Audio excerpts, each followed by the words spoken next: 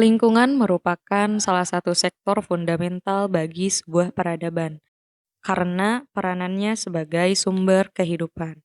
Sehingga apabila keberlangsungan lingkungan ini terancam, maka sejatinya yang terancam bukan hanya lingkungannya, melainkan juga segala kehidupan yang ada di dalamnya, termasuk kita manusia.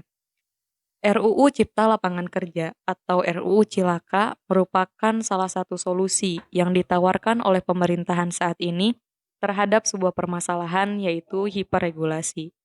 Namun, kemudian solusi ini menimbulkan efek domino terhadap krisis-krisis di berbagai sektor, salah satunya adalah lingkungan dan pertanian. Saya Salwa Aulia Mulkansyah. Melalui podcast ini, mari kita bahas keterkaitan antara ketiganya lebih jauh.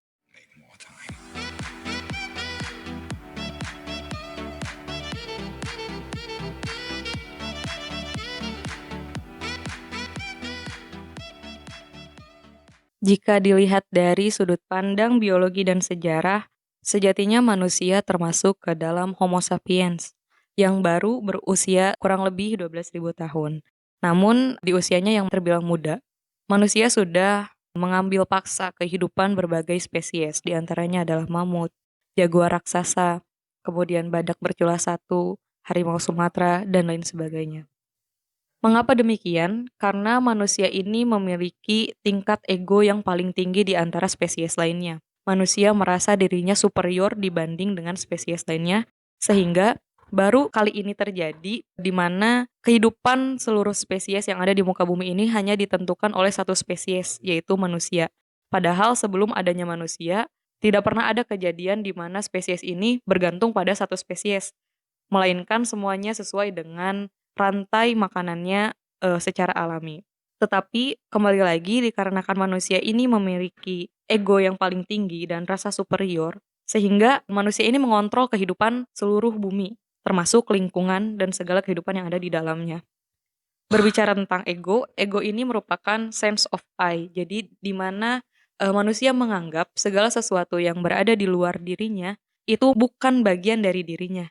Sehingga apa-apa yang di luar saya itu bukan bagian dari saya. Jadi pertimbangan manusia ketika mengambil keputusan itu tidak mempertimbangkan secara komprehensif dan masif gitu, tetapi mempertimbangkannya hanya satu alasan, apakah itu membantu saya dalam mempertahankan hidup atau tidak. Nah, pemikiran itu pun menjadi dasar ketika manusia memanfaatkan sumber daya alam yang ada. Dalam pemanfaatannya, lingkungan atau sumber daya alam ini memang, memegang peran-peran yang fundamental terhadap sebuah kehidupan, yaitu diantaranya sebagai sumber kehidupan, sebagai tempat beraktivitas seperti mencari makan, berkembang biak, melangsungkan kehidupan, kemudian juga penyedia unsur-unsur penting yang dibutuhkan oleh makhluk hidup seperti oksigen, air dan mineral, serta pemenuhan kebutuhan kehidupan. Untuk membahas, lebih jauh terkait manusia, lingkungan, pertanian, serta RUU Cilaka, saat ini saya telah bersama seorang rekan saya, yaitu Sri Ayu dari Forum Pemuda Mahasiswa untuk Rakyat Tasikmalaya. Gimana Sri kabarnya? Alhamdulillah baik. Gimana kabar Salwa? Baik juga, tapi kayaknya ngelihat keadaan lingkungan saat ini nggak baik-baik aja ya Sri, jadi ikutan nggak baik-baik juga gitu kitanya ya nggak sih? Iyalah. Soalnya Heeh. kita kan menyatu dengan alam. Nah itu, jadi sebetulnya nggak ada rasa ego bahwa saya ini bukan bagian dari alam ya. Sebetulnya Iya, kita itu tentu. merupakan bagian dari alam. Sekarang kesibukan Sri yang lagi digarap apa Sri? Kebetulan kemarin kan baru selesai aksi ya di Jakarta di depan gedung DPR RI. Alhamdulillah hasil kemarin meskipun ditunda ya, ada kemungkinan dilanjut kembali.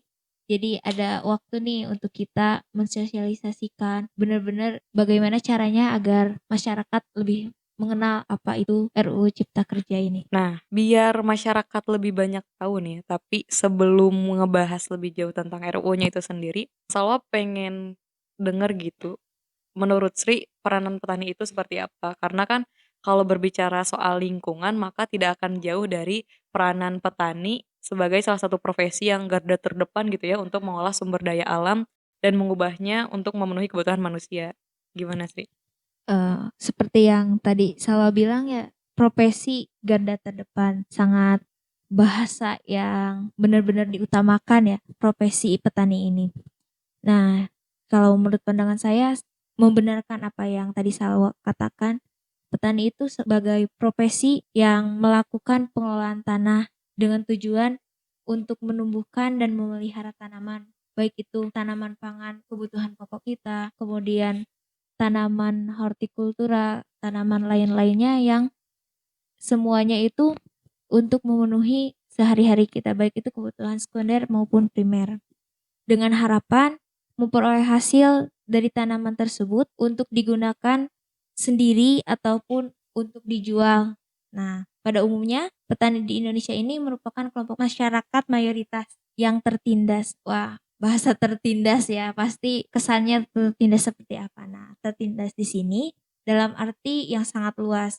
Petani-petani kita adalah orang-orang yang tidak memiliki kekuatan ataupun akses. Itu secara pandang saya ya. Dan apapun untuk memberdayakan dirinya meskipun petani bisa melakukannya. Ketiadaan kekuatan untuk memberdayakan ini jelas terlihat dari berbagai kebijakan yang belum memihak pada petani, terus kepada orang-orang yang berada di khususnya di pedesaan. Pelaksanaan kebijakan yang banyak memihak pada elit kapital dan kaum pemodal, investor lah, apalagi sekarang investor asing Ya, dikasih jalan gencar-gencarnya. banget Wah, gitu ya. iya, sedang gencar-gencarnya itu para elit politikus membawanya. Kemudian sampai saat ini petani belum benar-benar merdeka. Di sisi lain, petani Indonesia mayoritas adalah buruh tani, bukan Iya. petani. Iya, iya. Bahkan lebih parah itu buruh tani ya. Iya. Karena ketiadaan lahan yang habis digunakan oleh perusahaan dan perkebunan serta perhutani. Nah, itu dia sebetulnya ketika berbicara soal lingkungan yang saat ini memang sudah banyak ya permasalahannya seperti polusi, kepunahan berbagai macam spesies, tidak hanya binatang tapi juga tanaman gitu ya. Iya. Lalu juga ketersediaan air yang semakin dini semakin berkurang, kemudian lapisan ozon yang semakin berlubang gitu ya, global warming dan lain sebagainya.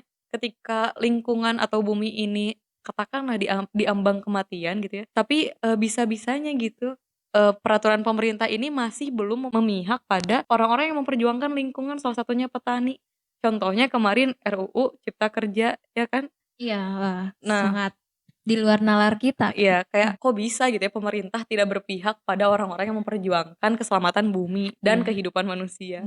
Nah, tapi ngomong-ngomong soal RUU Cipta Kerja ini mungkin harus sedikit dibahas ya gitu, bahwa sedikit meluruskan, kan ini lebih terkenal disebut sebagai Omnibus Law gitu. Iya. Padahal Omnibus Law ini bukan RUU-nya, tapi bukan. teknik untuk merevisi undang-undangnya gitu ya.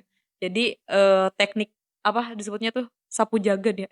Iya, Ya sapu jagad Undang-Undang ya. Sapu Ya Jagad. undang-undang sapu jagad karena memang Omnibus Law ini adalah teknik untuk merevisi banyak undang-undang melalui satu kali revisi gitu, yaitu Omnibus Law, itu tekniknya. Nah, untuk RUU-nya sendiri disebutnya sebagai RUU Cipta Kerja atau Ciptaker. Cuman memang oleh para aktivis lingkungan itu sering sekali diplesetkan dengan RUU Cilaka gitu ya, karena membawa malapetaka. Iya. Nah, dari Sri sendiri nih pandangannya terkait RUU Cilaka, itu kayak gimana Sri? Kan itu maksudnya dampaknya besar ya terhadap lingkungan dan petani. Nah, bisa tolong jabarkan Sri?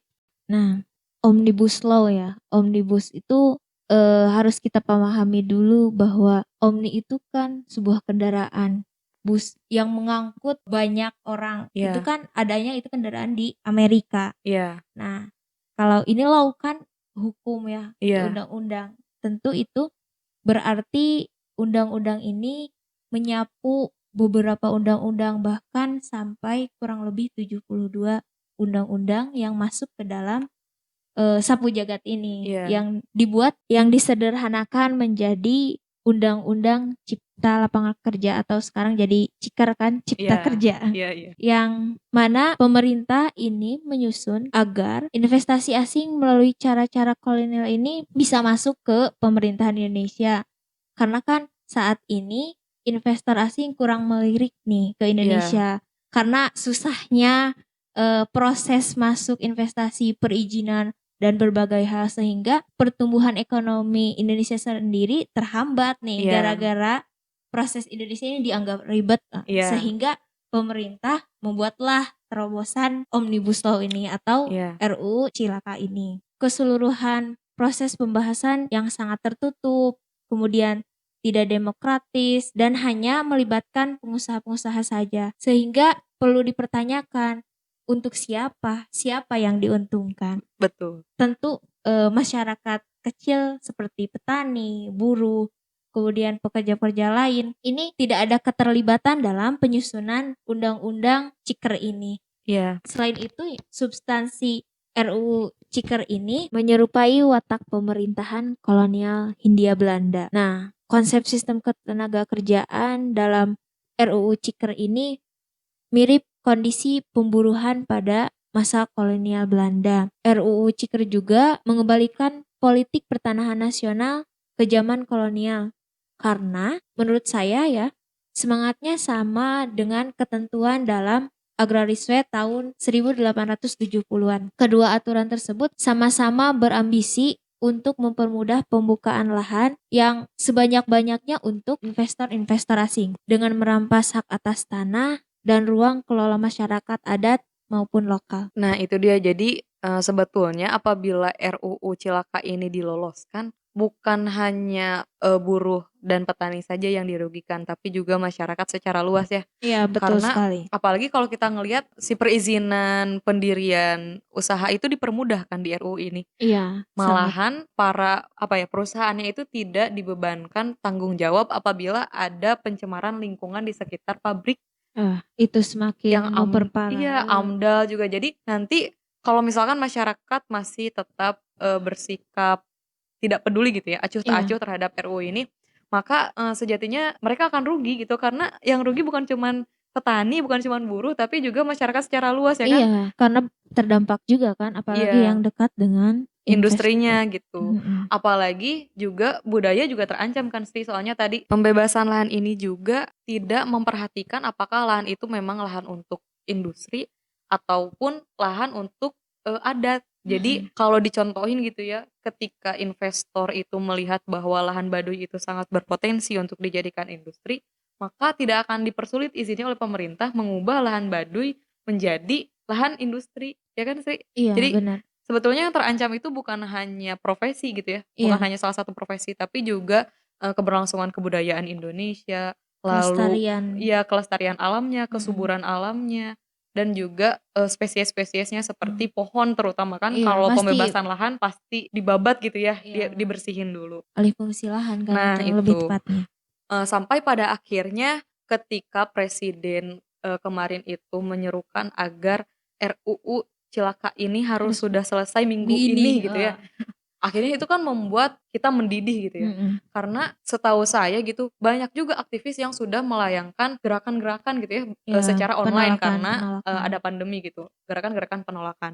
Tetapi tidak dihiraukan gitu oleh beliau, malahan dipaksa untuk dipercepat. Sampai akhirnya kemarin kita meletuslah demo kan. Iya. Kebetulan saya hanya berkesempatan untuk demo di sini di Tasik ke Iya. DPRD agar menolak gitu, Tasik menolak. Tapi alhamdulillah Sri berkesempatan untuk Bisa menyuarakannya gitu ya di ke sana, ke Senayan, pusat. iya. Nah gimana Sri demo kemarin?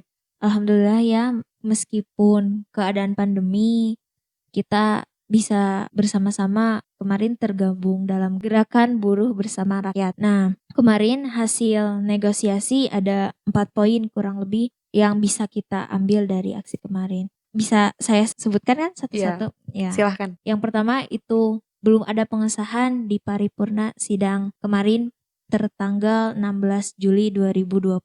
Kemudian yang kedua, pembahasan Omnibus ini baru 1/8 dan itu baru membahas terkait UMKM. Baru 1/8, tapi Masih presiden jauh. sudah memaksa agar dirampungkan minggu ini. Iya, Ada apa bayangkan. ya terburu-buru gitu ya? Kayak Aneh kan? Jadi mencurigakan jadinya gitu. tanda tanya besar sekali. 1/8 belum setengahnya. Iya. Poin ketiganya yaitu keputusan untuk apakah pembahasan ini akan dilanjut atau tidak di rapat pimpinan akan diputuskan setelah reses yang berakhir pada 14 Agustus. Aspirasi masa aksi gebrak dan kertas posisi akan disampaikan sebelum sidang pembahasan dilanjutkan. Jadi dalam kurang lebih rentan waktu sebulan ini DPR itu akan melakukan reses. Jadi kita ada kesempatan lah untuk bisa benar-benar mensosialisasikan Nah bahayanya itu ya. Omnibus Law ini. Jadi memang, di rentang waktu sebulan ini memang harus bersama-sama gitu ya kita, Mhm. mem-blow up gitu ya isu RUU Cilaka ini agar nanti hasilnya itu tidak dilanjutkan gitu ya. Iya, benar-benar sekali. Nah, poin terakhir, pimpinan DPR berjanji tidak akan ada persidangan semasa reses ataupun membahas Omnibus Law. Nah, karena kan kadang suka sembunyi-sembunyi Nah tuh, itu. kurang keterbukaan publik. Nah, kita harus benar-benar mengawal nih, jangan sampai janji ini hanya janji busuk nih. Jangan-jangan nanti tiba-tiba dibahas lagi aja nih. Nah itu, kayak pas lagi pandemi kan ini omnibus, Oh. udah, diputuskan untuk ditunda gitu ya. Mm-mm. Tapi pas pandemi tiba-tiba aja Iya, langsung nge-blow up, curi-curi kesempatan dalam kesempitan curi-curi banget. kesempatan. Padahal kita lagi bertarung gitu ya ngelawan, Mm-mm. corona, mempertaruhkan nyawa gitu ya bahkan para, medis gitu ya, tim medis. Mm-mm. Tapi bisa-bisanya DPR ngasih hadiah gitu ya ke kita. Surprise banget ya. Iya. Nah, jadi Sri, biar pergerakan kita ini pergerakan yang berjamaah gitu ya, di mana-mana Iya. berjamaah itu pasti lebih kuat gitu. Mm-mm. Eee, Bisa tolong disebutkan nggak langkah-langkah yang harus ditempuh selama sebulan ini bareng-bareng tuh apa aja gitu langkah-langkahnya? Nah, langkah-langkah yang harus benar-benar kita dari berbagai baik itu mahasiswa, terus petani, masyarakat pada umumnya harus benar-benar memblow up terkait Omnibus Law ini. Karena kan bahayanya tidak hanya sekedar petani, buruh, bahkan sampai berbagai aspek kehidupan. Iya. Ini sangat benar-benar Iya ya, krisis, banyak dimensi, multidimensi itu tadi ya. iya, sangat luas. Jadi kita tidak bisa hanya berdiam diri saja gitu. Iya. Benar-benar mahasiswa yang belum tahu minimalnya satu jurusan dulu aja. Nah iya, Nah, makanya podcast ini ngebahas iya, tentang RUU Cilaka gitu. benar benar benar. Selain itu ke orang tua kita juga harus benar-benar dijelaskan karena kan kalau sebagian nanti juga akan sebagian juga yang paham tiba-tiba udah terdampak aja Nah nih. iya, nanti Mm-mm. kalau udah terdampak baru saja menyalahkan gitu ya. Iya, bikin bingung juga kan pastinya kok tiba-tiba aku terdampak loh. Ini oh baru tahu. Nah Kemana aja iya. selama ini? Iya, makanya sebelum, nasi menjadi bubur, nah Mm, masih jadi beras gitu ya, mm-mm. mari kita, bersama-sama gitu mengkawal, bagaimana keberlanjutan dari RUU Cilaka ini agar RUU Cilaka ini tidak disahkan. Mengapa? Karena itu tadi dilihat dari prosesnya, dari substansinya saja, RUU Cilaka ini memang seperti bukan ditujukan untuk rakyat kan Sri, Iya, tapi lebih kepada para investor gitu pengusaha. ya, para Mm-mm, pengusaha. Mungkin mm-mm. ada langkah-langkah tambahan?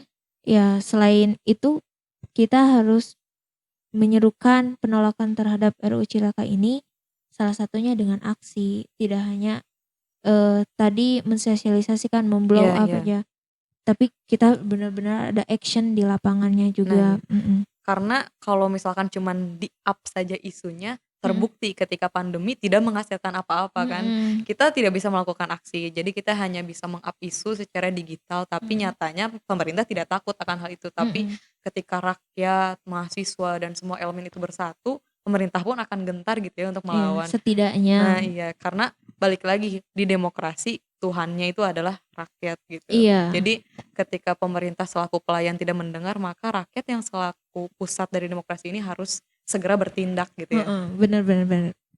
Nah, makanya berdasarkan survei kan dari 100% ini hanya 26%. Hanya Bayangkan. 26%. Bayangkan itu 76% lagi kemana? Ya, 74 ya, 74% 74, lagi iya iya. belum mengetahui padahal ini berdampak pada semua klaster ya, pada semua klaster. Bener, Jadi ya parah. memang menjadi PR yang berat ya buat kita selaku orang-orang yang sudah mengetahui Iya. agar menyebarkan pengetahuan kita sehingga banyak orang yang lebih tahu gitu ya. Mm-mm. Mudah-mudahan podcast ini didengar oleh banyak orang. Iya, mudah-mudahan. Mudah-mudahan juga sampai pada telinga-telinga para wakil rakyat gitu ya. Iya, Mudah-mudahan mendengar aspirasi kita Iya. Sri. Siap-siap ya Sri. Iya, siap-siap. Nah, selain langkah-langkah tadi yang bisa kita lakukan, tentu sebagai mahasiswa pertanian ya, saya harus lebih memfokuskan diri terhadap gimana sih dampak dari RUU Cilaka ini sebetulnya terhadap sektor pertanian.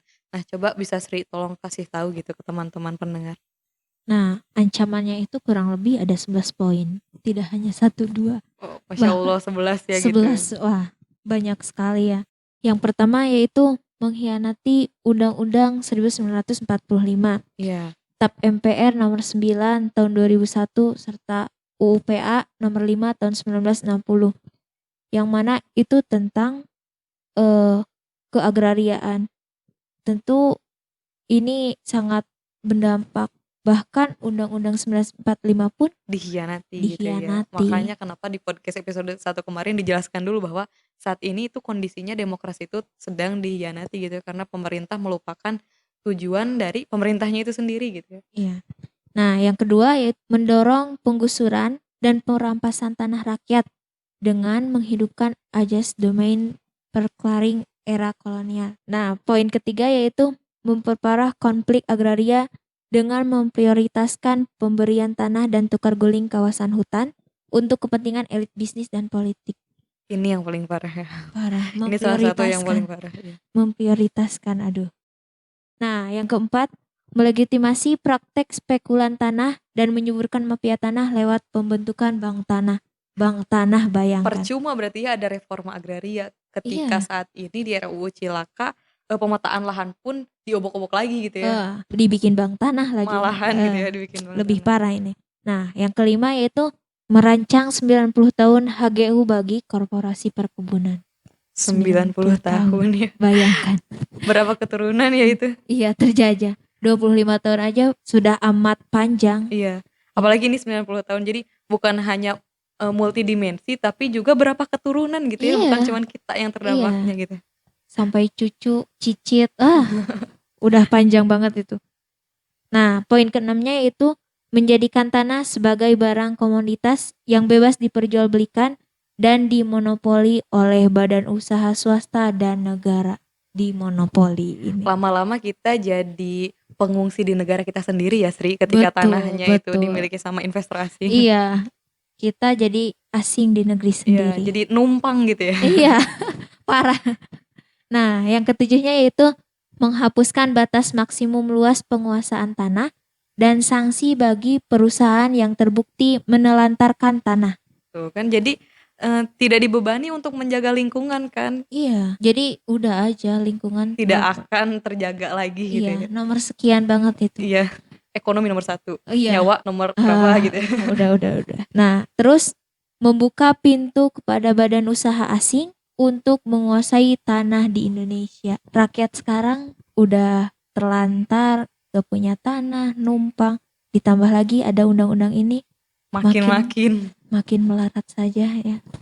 Nanti Sungguh. lama-lama bener-bener kayak Belanda tadi yang sama Sri diutarakan sebelumnya. Yang bahwa RUU Cilaka ini tuh mengingatkan ke zaman Belanda gitu ya. Iya, zaman kolonial Hindia Belanda. Iya. Terjajah. Nah, nomor 9, mengancam kedaulatan pangan lewat kemudahan konversi tanah pertanian dan importasi pangan. Ini yang salah satu yang paling berbahaya. Ya. Padahal identitas dari Indonesia sendiri itu adalah salah satunya negara Agraris. Ketika negara agraris tidak punya lahan untuk bertani, tapi lahannya untuk industri, maka kita bukan negara agraris lagi. Sepertinya gitu ya. kita makan itu bahan sintetis. Kayaknya iya. ya. Kita nanti beras juga sintetis kayak waktu itu pernah rame dulu. Plastik. Importasi pangan. Udah kita gak akan bisa lagi memproduksi, impor aja terus. Kayaknya nasib anak pertanian juga kerjanya di luar negeri kok, bukan di Indonesia lagi nanti mah ya. Parah banget. Nah, poin ke-10, memenjarakan petani dan masyarakat adat yang hidup dan bertani di atas klaim kawasan hutan negara.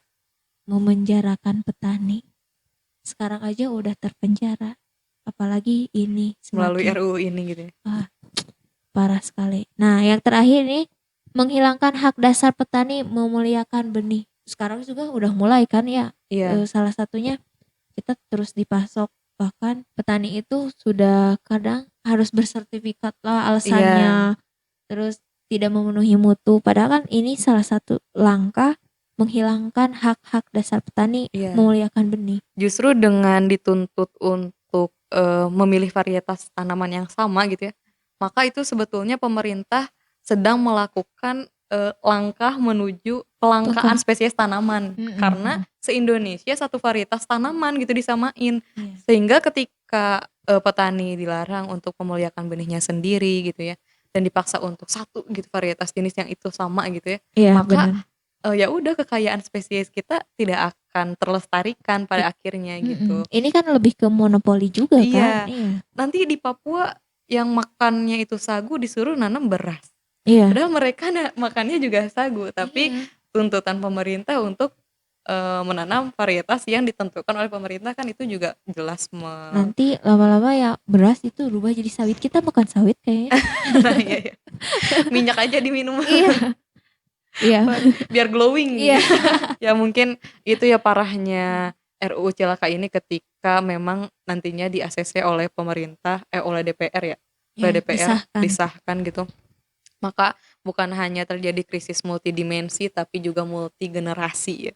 90 tahun. Jadi itu tadi kepada semua rekan-rekan pendengar, kami harap sih memang bisa sama-sama ya satu Iya, bulan ini sama-sama. kita gaungkan satu nada dan satu suara yang sama, yaitu tolak RUU Cilaka. Iya. Sekian mungkin podcast kali ini. Iya. Sri, ada yang ingin disampaikan? Lebih ke kitanya harus benar-benar siap dengan keadaan seperti ini, maupun ada pandemi atau tidak, korporasi ini tetap berjalan. Iya. Regulasi pemerintah tetap berjalan, tapi perjuangan kita jangan berhenti. Iya. Tetap serukan tolak Omnibus Law. Iya. Jangan takut sama COVID-19, dulu juga para pejuang ditodong pistol. Iya. Lebih parah gitu ya. Iya. Jadi masa kita sama virus atau bakteri aja udah kalah gitu ya. Iya, benar. Jangan takut. Nah itu mungkin salah satu yang bisa dijadikan motivasi gitu ya sama kita. Toh pada nyatanya yang meninggal dengan penyakit jantung itu setiap harinya lebih banyak daripada angka yang meninggal oleh COVID-19. Jadi COVID ini bukan menjadi alasan untuk kita berhenti berjuang ya. Iya, benar-benar. Kita tunggu gaung dari teman-teman semua untuk tetap menolak RUU Cilaka. Sekian podcast episode kali ini. Saya harap teman-teman bisa membantu kami untuk meng-up isu yang tadi telah dibahas gitu ya bersama dengan rekan saya Sri, agar perjuangan kami itu tidak terkesan sia-sia dan percuma gitu ya. Iya, benar. Jadi semangat untuk menyuarakan satu nada yang sama dan satu suara yang sama, yaitu tolak RUU Cilaka. Sampai jumpa di podcast episode berikutnya. Share apabila kalian menemukan kebermanfaatan dari podcast ini. Sampai jumpa.